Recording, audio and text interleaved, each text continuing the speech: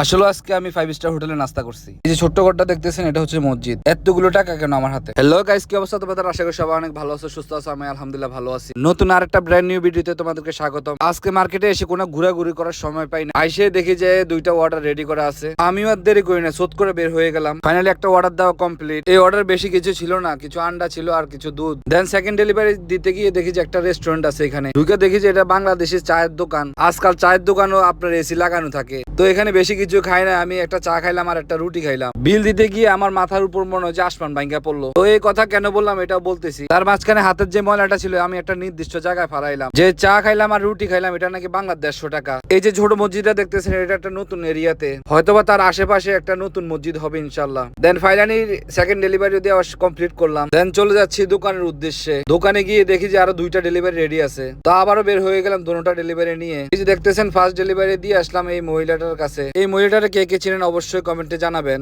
এই মহিলাটা গেছে শুক্রবারে আমাকে বলছে যে আসার জন্য।